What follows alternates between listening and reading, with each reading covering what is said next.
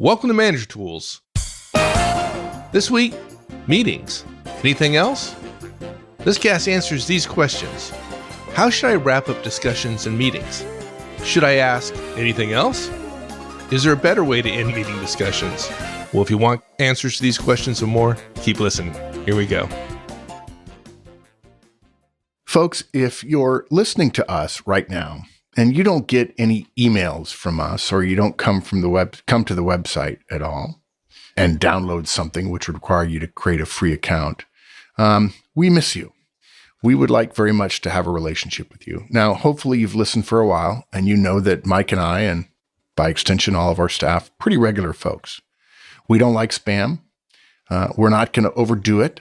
Okay. We're not going to be busy trying to sell you stuff. I mean, look, if our business model is give away everything we know for free every week, we got to have some good bones in our bodies. But we would like to connect with you. Every once in a while we have free offers and so on. We want to let you know what's happening. We want to give you a chance potentially to come to a conference. And it will help us get a sense of how our community is changing. We have over 100,000 people that are part of the community, and it's actually a great deal more than that, but we don't know who you are because we have no contact with you. We're glad you enjoyed the podcast, and we'd appreciate it if you come and have an account so we can get to know you better and perhaps provide you some additional services, many of which are at no charge. So come to the website, get a free account. Thanks, folks. So Mark, you and I both have been in meetings where, matter of fact, probably not you, but I probably actually said this at the end of a meeting. Is there anything else? Yeah. Well, not just at the end of the meeting, right? But people do this all the time during meetings as they go from topic to topic, right? It just becomes a compounding error. Even worse. And then. Exactly. Dude, where's my car? Exactly. So kick us off here. That clearly is not a great a way to end a meeting or to. And look, it's completely innocent. Nobody taught you this stuff. So if you're a manager or if you're a facilitator, or if you run meetings and you do this all the time, we're not trying to poke at you. We're trying to suggest to you that we've tested other ways to do it and there are better ways. And that phrase, anything else, is just like, it's literally like Loki running the meeting. It just, let's please open the gates to chaos and hell, and we'll let them run rampant over our meeting. Right. And if you're listening and you've run meetings before and you've tried to keep them on time and, start on time and end on time, we'll talk more about that stuff later. You can immediately see where this might go. This is just one of those it's like a little leak in your meeting, in your tight ship. Not a little leak. Big leaks. Depending upon how often you do it. Yeah. What happens? We start discussing something, and when it's about done, whomever is running the meeting asks anything else. And that often leads to more discussion. And often the discussion is only tangentially related to the agenda item at hand. Later, after the meeting, we all then decry the rabbit trail we go down, right? It's like, right? How long the meeting went and how we didn't get to everything. But this mistake is just one of many mistakes that meeting managers or facilitators make. We just asked the wrong question, and we didn't pay enough homage to the clock. In fact, I think one of my tweets going out sometime in the next couple of weeks, I can't remember exactly what it is. I think it's something like meeting rooms without clocks are like casinos without gaming tables. And that, of course, the joke in that is that casinos don't have clocks. And you know why? They don't want you to think about what time it is. You walk into a meeting room without a clock, you're basically saying, oh, we don't have to think about time. We're just going to have a brainstorming session. We're really going to get together. We're going to bond and we're going to have a great conversation. And that's one of the reasons why everybody hates meetings, because they're not run efficiently. And believe me, I promise you, Effective Meetings is one of our most popular podcasts, probably been downloaded 10 million times. And in that podcast, we talk about how by making your meeting efficient, by tightening things up, you end up getting this massive improvement in effectiveness because people start coming to the meeting knowing how you want them to behave, and they got a benefit because suddenly the meeting ended on time and they got everything done. And so they come. It's like a little flywheel happening. It's a virtuous cycle. So sounds pretty good. I'll take one of those. Yeah, I'll take two. So here's our outline. First of all, our first bit of guidance: don't ask the question anything else. Again, Loki. It's the Loki rule. Okay. What you can say is we're moving on, or you can say next item, right? You're essentially saying we're done, not would anyone like to throw a wrench in the works? And don't forget about covering deliverables, who does what by when. You've got to do that at the end of each agenda item. Certainly, the last 2 points we're going to make, have a parking lot and set ground rules, which are essentially more strategic things you can do to reduce the chances that anything else will bite you. Okay. I don't even have to say the title of the first section because it's pretty clear right now that the first thing we'd say is don't ask anything else, right? Yeah. In fact, when you at the top of the show, I think you read the questions that in the show notes that we write, right? That I write. We have, to help people, and I think it goes into our search engine on the website, a series of questions that this podcast answers. And the first question you asked was, how should I wrap up discussions in meetings? The first answer, the positive-minded answer is, well, wrap them up. Right. And that's the antithesis of saying anything else. When you think you're near the end of an agenda item, folks, if you're the leader or the facilitator, facilitate getting to the next item. There's a point at which you're in the denouement phase. The climax has happened. The decision's been made, whatever. And it's not your job to fritter away those extra 2 or 3 minutes or even 30 seconds. Don't send any signals that you're looking for additional comments or items or related items, or that this is some sort of open casting call. Lots of meeting attendees, especially the less important ones and the arrogant ones and the voluble ones, and heaven forbid somebody's less important and they're arrogant and they're voluble because they are begging for an opportunity to get a bite at the bowl. They look for opportunities to talk about what they want to talk about. And you notice it's what they want to talk about. But meetings are not for people to talk about what they want to talk about. Meetings are to talk about what the agenda says we're going to talk about. Yeah, but Mark, the reason I'm asking somebody why I'm saying anything else is I'm trying to encourage those who have been a little bit more reserved and haven't had a chance to contribute because of people like you who talk a lot. And I'm just trying to open it up to give them an opportunity to speak. Isn't that okay?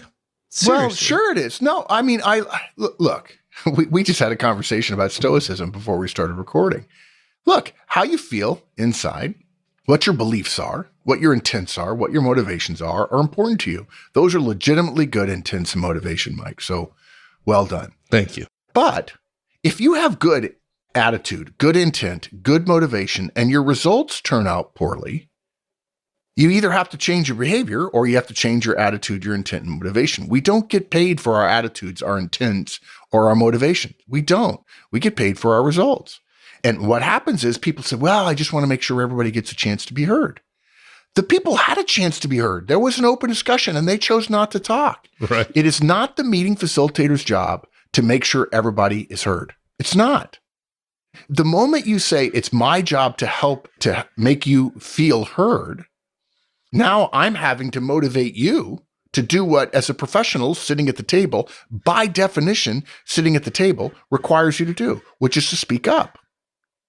And meetings are expensive. We've told the story many, many times about meeting clocks, right? You can actually get meeting clocks that are then programmed. They're tied into the salary structure of a company, and it has to be done by somebody with some role power, so that they know that it has to be the most senior person. And they type in people's names into a little iPad, or what nowadays an iPad. Years ago, it used to be, might have been a teletype machine or something, and it calculates the dollars per minute that are being spent. And that clock just goes ding, ding, ding. And I mean, it gets to be thousands of dollars. And people think, oh, labor's free. Well, labor's not free. And actually, whatever you think your salary is, that's not your labor cost to the company. Because they got to pay for your benefits. They got to pay for your vacation.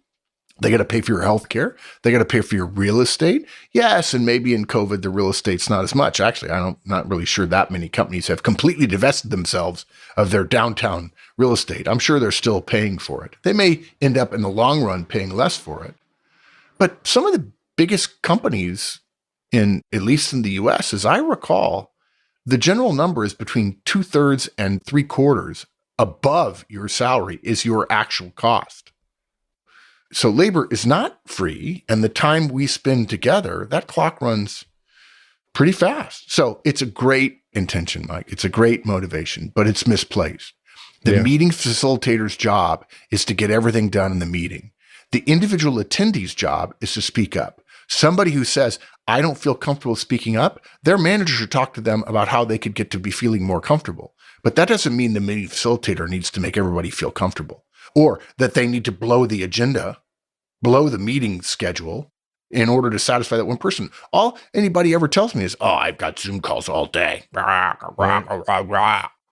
Okay. I think I just talked to our friend Dan West at Apple, and I think he said that every meeting starts at 5 past and ends at 5 till, the hour-long meetings. And they're only 50 minutes, and the reason is to give everybody 10 minutes. We've been saying for years, in fact, we have a podcast about any meeting you can run in an hour, I can run in 45 minutes. And frankly, most hour-long meetings you could probably schedule for 30 minutes once you start adhering to some efficiencies around running the meeting around the fundamental principles we'll talk about here today. So, yeah, that was great. I just thought you were going to say, well, you could ask that question, but the problem is if you invite people to talk more, the people who are reserved will still be reserved. And the people who talk a lot are the ones that are going to answer. So it doesn't, so it just simply doesn't work. I mean, it doesn't work. Yeah, let's bring DISC into this for a second, right? If you open it up, the D's or I's are going to talk. And the S's and C's naturally are going to say, oh, they're talking, I'm not going to talk, right? Now, if you want to go around the room, do a poll of each person, great. No, I'm kidding. Don't do that. This is not open mic night, okay? Really, it's a silly misconception in meetings that everyone should get a chance to weigh in. Frankly, in theory, meeting theory, that's true. But meeting theory essentially says, A, you have the right people and only the right people in attendance. And B, you can do so, in other words, have everyone contribute while meeting the time parameters of the meeting and meeting the parameters of individual agenda items and the whole meeting duration. You know, I use the analogy of a meeting being a group of people together trying to accomplish something, much like a band, right? This isn't a musical jam session that doesn't have an end time where everybody gets to riff and everybody gets to do their thing and we listen to other riffs and so on. It's an orchestra.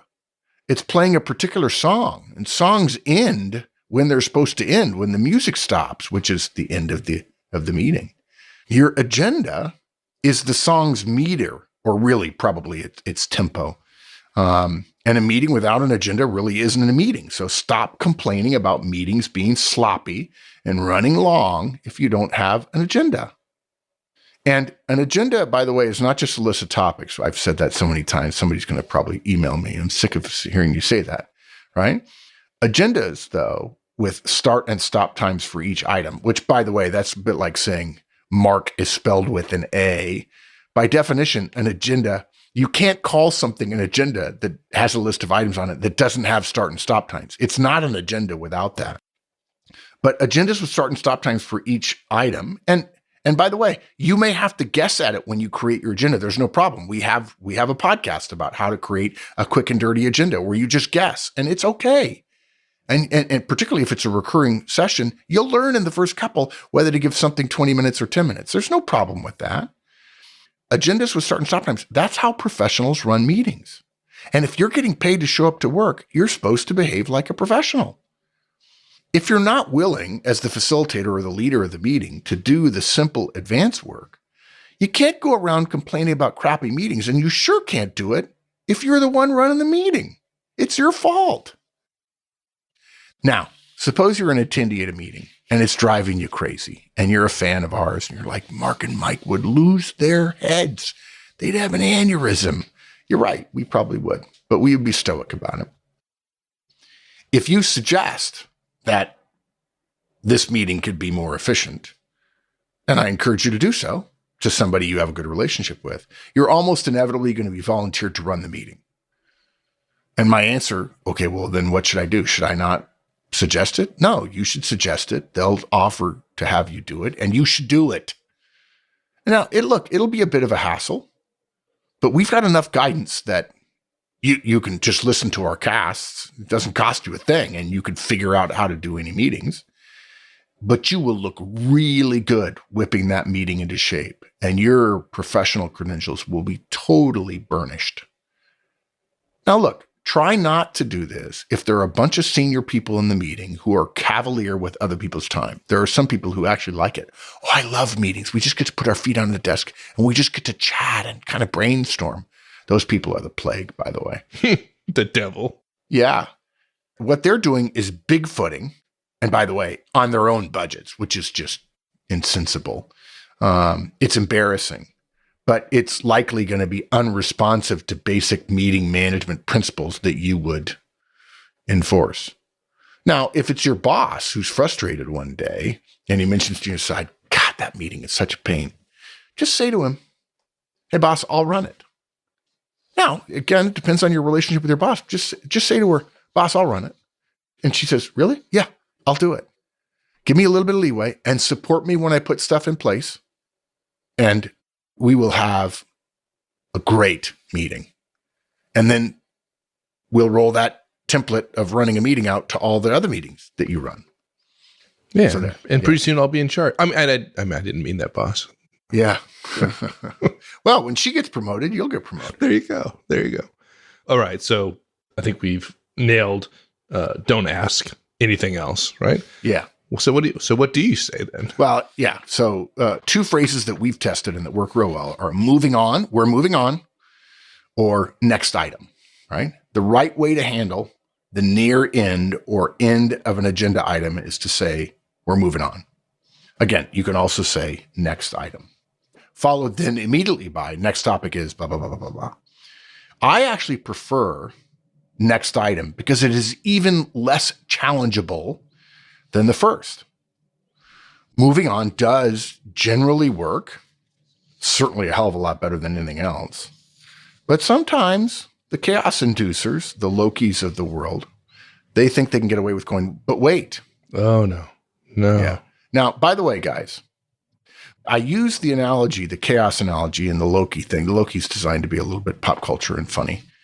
And I don't have much of a sense of humor, so be kind to me when you write me emails. But I promise you, the reason I mentioned chaos is because one of my favorite phrases, and I learned it in the Army in 1986 and 1987 in South America. Always remember, when there is chaos, someone benefits. And when you're running a meeting, that someone is not you. Those people are misaligned to the meeting. And because you represent the meeting as its facilitator or its leader, they're essentially throwing down the gauntlet and saying, I want to be in conflict with you. Now, I'm not suggesting you have a conflicting conversation. I don't want you to confront them. I just want you to run such an efficient meeting that they end up staying quiet because they know, in some cases, you're willing to, I know this will be politically incorrect, steamroll right over them. And you'll have to be able to say, if someone does say, wait, remember, you're running the meeting, not them. Again, it's not open mic night.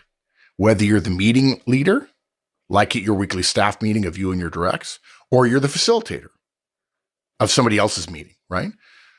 And you've had operational leadership of this meeting delegated to you, you can and should override their demand or their request.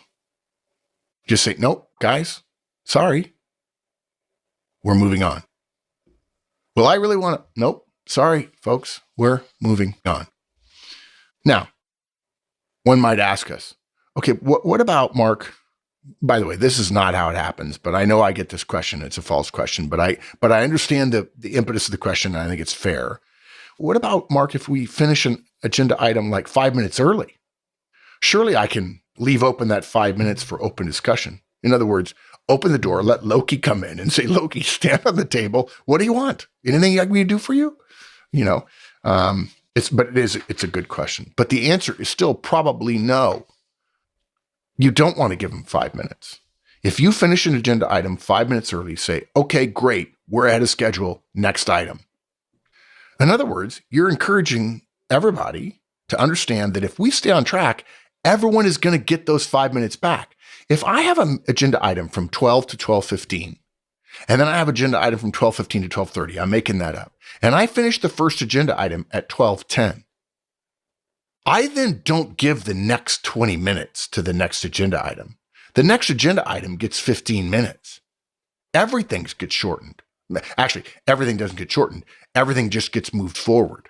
So the next agenda item starts at 12:10 and it runs until 12:25. Now, there's a little bit of clock math you have to do in your head. You don't want to just fritter away the 5 minutes you gained by giving it right back by having a sloppy agenda item number 2. But look, when you say it that way, okay, great, we're ahead of schedule, next item. The moment you say ahead of schedule in a meeting, people get excited. The people who are busy, the people probably you want to protect, they're going to be like, no. Okay, let's move on. He or she has just sent me a message that I might be able to get out of here, without growing a beard. Right. So that'll help you overcome those blabbermouths. Yeah, I also think letting people interject new topics in this extra 5 minutes is just a route to meeting hell. It happens all the time with anything else. Yeah, it sends the message that one, the agenda doesn't mean anything. You don't have to negotiate the agenda ahead of time. Everybody who's attending that meeting, assuming you're running your meetings professionally, has got an agenda, and by attending that meeting, they've agreed essentially to that agenda. And the idea that somebody can come in and with their own agenda, meaning it differently, like it's just crazy. And that person, if you let them get away with it, they no longer have an incentive to play by the rules we've all agreed to, which is the things we are going to discuss are going to be on the agenda. Because the other meeting participants would probably like to come prepared to be able to discuss that agenda. So it's a power move that I don't much care for. Yeah, agreed. Yeah. Now look, if somebody pushes, your response could be, look, only if it relates to the this item specifically. Otherwise, we're going to parking lot it, and we only have 5 minutes. We'll talk more, and we'll talk more about parking lot in just a minute. Well, there's the out. If somebody complains, we'll put it in the parking lot. All right. Yeah. And of course, 9 times out of 10, as I'll probably say again in a minute, there's nothing in the parking lot because people realize now it's the end of the meeting. The least likely time you're going to get anything else, if you were silly enough to ask that question toward the end, is at the last 5 minutes. People are like, no, don't anybody talk now. No, we're good. Let's get out of here. I have to go to the bathroom. Yeah. Now, there's something else that we're missing that goes to the strategic stuff we talked about in effective meetings, which is you got to remember to cover your deliverables. You've got to fix responsibility. That's the title of one of the bullets in the outline in effective meetings, fixing deliverables, which led to the phrase which became Horstman's Law of Project Management, which is who does what by when. One of our core recommendations from effective meetings, which is a Hall of Fame cast, is to end each agenda item by capturing deliverables before moving to the next item. So if you're following that guidance and you think you finished 5 minutes early, and so therefore you have time for anything else, Loki on steroids, don't forget that even if you do have that 5 minutes left, you need time to capture deliverables. And for those of you who don't know, the short way to do that, as we shared this years ago, and I encourage you to go listen to effective meetings, is, okay, so real quick, before we move on, recapping, Sarah, you owe Kate an update on the numbers for next quarter by tomorrow, COB, right? For those of you who don't know, COB stands for close of business. And that right, you notice I said right with a question mark at the end. That right's important because it makes that capture of deliverables a question to Sarah, causing Sarah to have to acknowledge her deliverable by saying yes or right. And commit to it now publicly. She's made a That's commit powerful. to it publicly. Yeah. And then it goes in your notes because you don't take notes on everything, and you certainly don't take meeting minutes. Anyone who's listening to this, please, whatever you do, stop saying the word minutes about meetings. Minutes are actually kind of a legal term and really are only used in official kind of legal proceedings. You might be surprised to hear this, but corporate boards have minutes, and they have a minutes secretary keeping track of everything because the corporate board is legally, fiduciarily responsible to do that. Courts have minutes. They also have transcripts and other stuff as well. But you're not in the business of having minutes. Minutes capture everything. Businesses, corporations, organizations, even the government and even academia, you don't do minutes, you do notes. And notes essentially are deliverables. Who's going to do what by when? Not who said what, but who's gonna do what. So if and only if you can cover deliverables of the current agenda item and still have time for something additional, should you even consider allowing it? And I'm even suggesting don't allow it. Move on to the next item, and whatever they're going to bring up, they can bring up during the parking lot. And that brings us to parking lot, right? There you go. That was our next item. So we've alluded to it a couple of times. I think a lot of you who are longtime listeners know this, but another core piece of our effective meetings guidance is to include 5 minutes at the end of every meeting.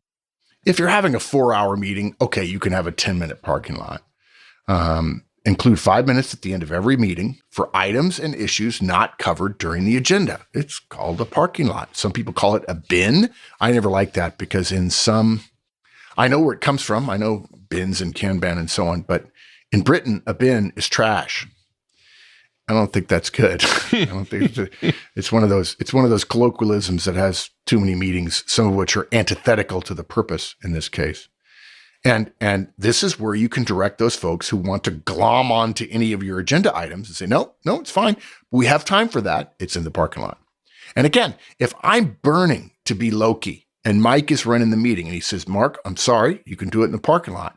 I have a completely different feeling about covering it 45 minutes later when everyone else is looking at me saying, you realize that if this thing you're bringing up is unimportant, you're wasting my time when I could go do email, go to the bathroom, get ahead of schedule, get to my next meeting on time at a different building. You're the only one between me and the door. Yeah, seriously. But think twice, big guy. Yeah. Now look, here's our guidance for those of you who haven't heard it from Effective Meetings.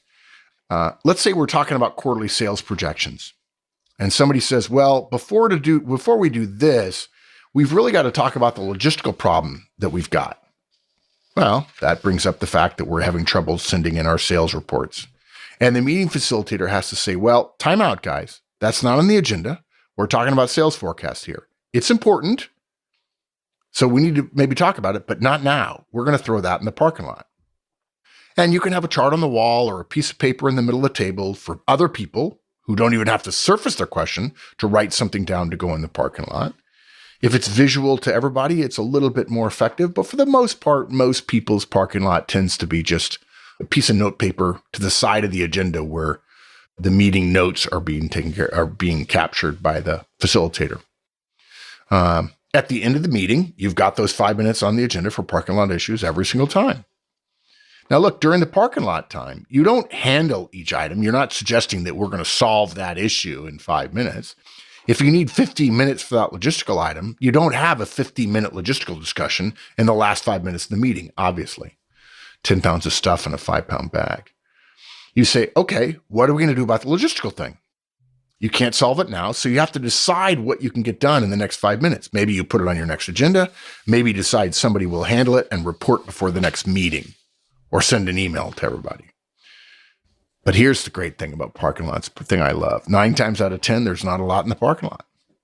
So you finish early, providing you've stuck to your agenda and you haven't let Loki in the room to wreak havoc on your carefully planned agenda because you said anything else. The parking lot becomes a great buffer at the end of the meeting, and you can offload stuff to it, and yet it still finishes you early almost every single time. Right. It gives you the thing. If somebody pushed back, they want to cover something, said, oh, no problem. We'll put it in the parking lot, right? Yeah, no problem. Just an outlet valve for the problematic person. Yeah. Okay. Next, setting ground rules. Yeah. We've basically been addressing a really tactical error here, right? Where somebody says anything else and we create a little tactical problem that blows up our agenda and delays us 5 or 10 or 15 minutes. But the question, anything else, usually happens because of a lack of good meeting strategy as well. If you don't have a strategy, you're going to be playing whack-a-mole with a lot of other similar agenda-destroying techniques. So the ultimate meeting strategy is to take 10 minutes on the first meeting that you have of any type of recurring meeting. And in some cases, organizations do it and say, these are our standing meeting ground rules, and they're posted in every meeting room, almost inevitably without clocks, interestingly enough. Or you can do it for all of your team meetings. Say, look, for hey, folks, me and all y'all, when we have meetings, here are our ground rules, right? But you do that on a standing basis for one-off meetings. Remember, a one-off meeting might be 15 minutes long and it doesn't have an agenda, but it still has ground rules. You don't have to have an agenda to have ground rules. But look, the standard one would be, say, a weekly staff meeting or a project update meeting or whatever. And you have a standing meeting and you have standing ground rules. And if you're running that project, or if you're running a series of meetings with largely similar attendees, take the time in the first meeting, take 10 minutes, it doesn't take longer than that, and gain agreement on some standing ground rules. I'm not going to go through facilitating how you lead the discussion to capture the ground rules. You can listen to effective meetings and learn about that. The beauty of ground rules, though, is they kind of become a silent enforcer, a silent sergeant at arms for you, and enforces effectiveness so you don't have to. And you can actually, instead of disagreeing with what the person is saying, you could say, sorry, dude, ground rules, we're moving on. That's how you do it. Sorry, dude, ground rules, we're moving on. Or sorry, dude, ground rules, next item. Now, if you're wondering, well, okay, what should our ground rules be? Here are some basic ones. Start on time. By the way, all you have to do to start a meeting on time is be the one person there on time and start the meeting. If there's one other person in the room, start the meeting. End on time. How do you do that? Close your notebook, stand up and say, okay, we're done. Have an agenda. Use a parking lot. Capture deliverables. We've talked about those. Publish notes, not minutes. One at a time. So no crosstalk, and no phones and no laptops. Those are just off the top of my head last night when I was writing this cast. Those are all good ones, by the way. Yeah, you do that. You do that, and you're in a whole, it's like you went from high school to the major leagues overnight. And then once you get these in place, people are like, this is good. I don't mind meetings. And all my meetings used to be an hour, they're now 45 minutes. And we're getting a lot of stuff done. Look, folks, run your meetings strategically, and you'll accomplish more, and you'll finish sooner. And perhaps the thing that'll astound you the most is folks will start showing up on time and be glad to see that you're running an effective meeting. And because of that, they'll behave better while they're in there with you. Perfect. Yeah. All right, my friend. I enjoyed that. Oh, it was a ball. It was a hoot. Yeah, I won't do the equivalent of anything else because no, you don't say do a lot that. about the value and beauty of great meetings. But we'll leave it there. Good. Thank you, my friend. Take care, partner. Thanks, everyone. So long.